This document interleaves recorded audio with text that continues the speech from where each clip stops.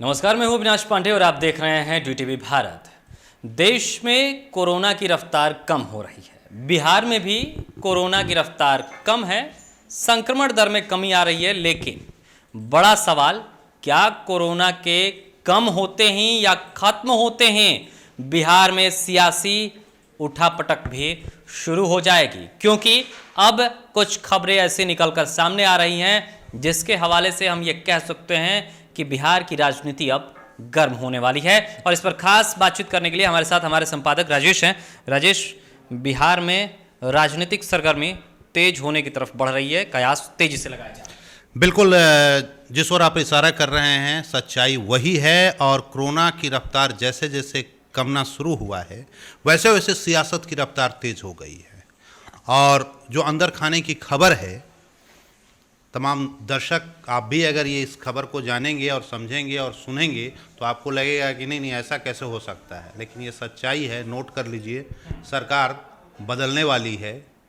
नीतीश जी मुश्किल घड़ी में फंस गए हैं और आगे आने वाले दिनों में हो सकता है बीजेपी ही शासन करेगी। कैसे करेगी, क्या करेगी, ये अपने आप में एक बड़ा प्रश्न है। मतलब एक तरीके से आप जो कह रहे हैं बीजेपी शासन करेगी, तो फिर तो सवाल उठना लाजमी होता है, क्योंकि बीजेपी के पास वो संख्या नहीं है, ना ही जेडीयू के पास वो संख्या है और ना ही आरजेडी के पास वो संख्या है। किसी के पास संख्या नहीं है, जादुई आंकड़ा किसी के पास नहीं है। लेकिन एक जो सवाल या एक जिस पर बातें हो रही हैं, महागठबंधन बहुत कम, मतलब वो संख्या बहुत कम है जो एनडीए की सरकार है और महागठबंधन की उसी संख्या की वजह से नहीं है, वो बहुत कम संख्या है। अगर वो संख्या महागठबंधन प्राप्त कर लेती है तो सरकार तो पलट जाएगी।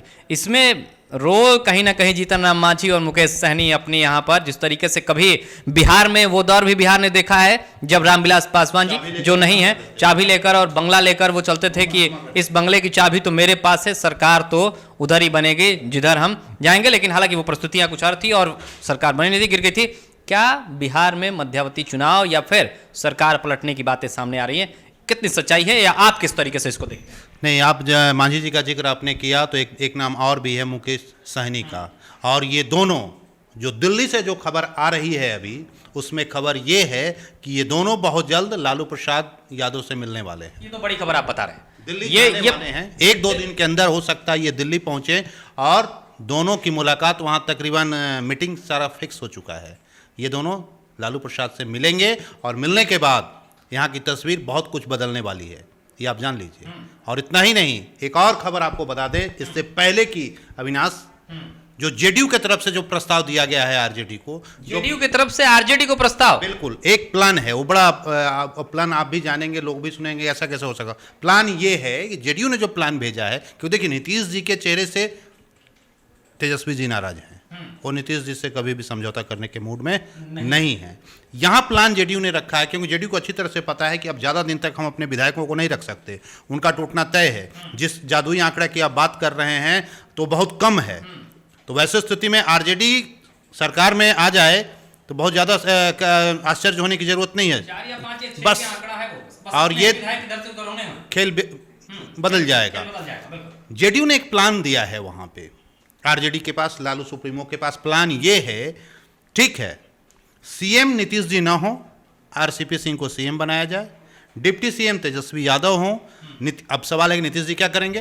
तो नीतीश जी का अब आप जाइए दिल्ली की राजनीति करें, हम सब आपके साथ हैं। और उसमें लालू प्रसाद, ये एक नया, अभी दिल्ली में बैठे हुए हैं, एक नया समीकरण बनाया जा रहा है कि पूरा विपक्ष जितना जो है, समाजवादी और लेफ्टिस्ट जितने जो सभी लोग मिलकर नीतीश जी को आगे करें और मोदी जी के पैरेलल खड़ा करके मोदी जी को चुनौती दी जाए, ताकि यहाँ लालू जी का अपना शासन भी चल जाए और वहाँ चल। लेकिन यहाँ पे सब एक नया यूपीए की गठन की आप बात कह रहे हैं। हाँ, इसमें एक सबसे बड़ा लेकिन पेच है, ये काम हो गया होता, ये इसी 10 दिन 20 दिन के अंदर में ये काम हो जाता।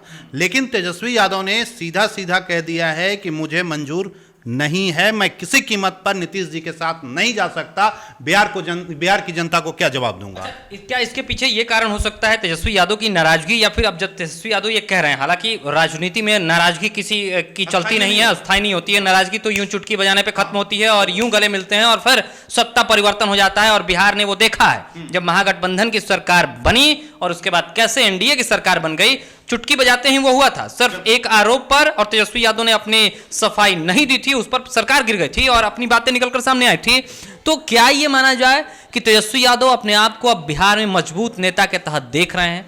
क्या ये माना जाए कि तेजस्वी यादव के अंदर अब ये सोच है कि नहीं, जनता ने हमें चुना है, आरजेडी एक बार मतलब बड़े स्तर पर वापसी की है आरजेडी ने, तो अब आरजेडी को नीतीश कुमार का साथ नहीं भी मिलेगा तो आरजेडी की नैया पार हो जाएगी? बिल्कुल, आप एकदम सही कह रहे हैं। तेजस्वी और आरजेडी के तमाम नेताओं और कार्यकर्ताओं को यह विश्वास हो चुका है कि आगे आने वाले दिनों में, और हम जिस पोजीशन में हैं, बिहार की जनता ने हमें सबसे ज्यादा वोट दिया, सबसे बड़ी पार्टी आरजेडी, तो हम उस आधार पे हम बहुत आगे हैं नीतीश जी से, ये लोगों को विश्वास हो गया। नंबर एक, लगभग दुगना।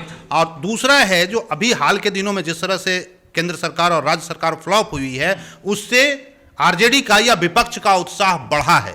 तो यहां पर खेल जो प्लान दिया गया था जेडीयू की तरफ से, उस प्लान को आरजेडी ने खारिज कर दिया है। लेकिन आरजेडी के जो बड़े रणनीतिकार हैं, जैसे मनोज झा हुए, शिवानंद तिवारी हुए, इधर जगदा बाबू हुए, ये ऐसे तमाम जो लोग हैं, इसके अलावा कुछ ऐसे बिजनेसमैन भी हैं जो आपको बता देता हूं। आरजेडी के कुछ बड़े बिजनेसमैन हैं, ऐसे उनका नाम आप भी जानते हैं, गुप्ता जी, प्रेमचंद गुप्ता हैं, जो काफी लालू जी के करीब रहे हैं। तो इनके अलावा भी कई ऐसे बिजनेसमैन हैं।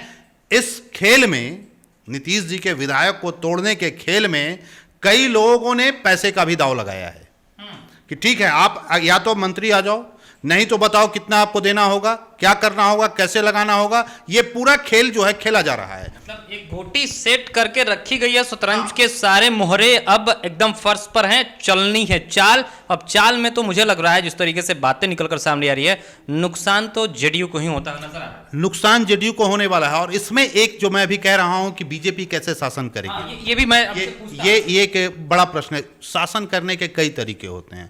बीजेपी के पास वो जादुई आंकड़ा नहीं है कि वो डायरेक्ट शासन कर ले। बीजेपी ने नीतीश जी को और जेडीयू को स्पष्ट संदेश दे दिया है। जैसे मांझी जी का बयान हाल के दिनों में आया और इनका मुकेश सहनी का आया, तो मैं कई बार कहा हूं कि ये मांझी जी नहीं बोल रहे हैं या मुकेश सहनी नहीं बोल रहे हैं, ये नीतीश जी बोल रहे हैं। नीतीश जी मांझी जी के जरिए, नीतीश जी की जब भी राजनीति आप देखेंगे, डायरेक्ट कभी हमला नहीं करते हो, कंधे में बंदूक रख के गोली चलाना है। बस वही करते हैं। तो यहां भी उन्होंने यही किया, बीजेपी पर हमला करवाया।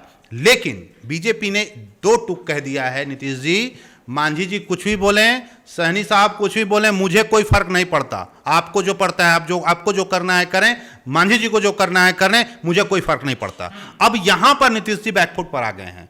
बीजेपी का जो प्लान है वो भी मैं बता देता हूं। बीजेपी का प्लान है कि आगे आने वाले दिनों में अगर आरजेडी और नीतीश जी अगर साथ नहीं हुए या इनके कुछ विधायक टूटे, तब क्या होगा। नीतीश जी, पहले बीजेपी से पहले नीतीश जी का प्लान बता रहा हूं। नीतीश जी का प्लान है वो सीधे राज्यपाल को लिखेंगे, विधानसभा भंग किया जाए। ये मुख्यमंत्री का विशेषाधिकार होता है।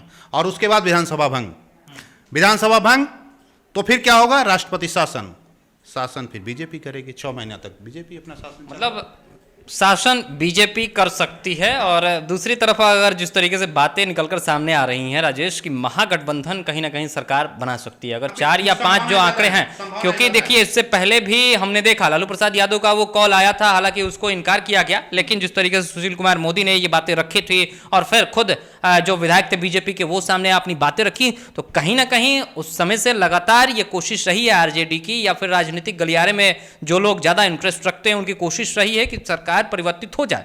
और जैसा कई हमने देखा, अभी कर्नाटक की स्थिति हमने देखी, महाराष्ट्र की स्थिति हमने देखी, इससे पहले हमने मध्य प्रदेश की भी स्थिति देखी कि कैसे जो वहां पर थे कांग्रेस के, सत्ता को गिराकर फिर से शिवराज सिंह चौहान ने अपनी सत्ता काबिज की। और हमने फिर वो कर्नाटक में देखा कि उस तरीके से वहां पर येदियुरप्पा की वापसी हुई। और जैसे हमने देखा गठबंधन में शिवसेना और बीजेपी ने लड़ा और फिर कैसे वहां पे भी एनडीए की सरकार नहीं बनी, वहां यूपीए की और जो वहां के घटक दल थे मिलकर उन्होंने सरकार बनाई।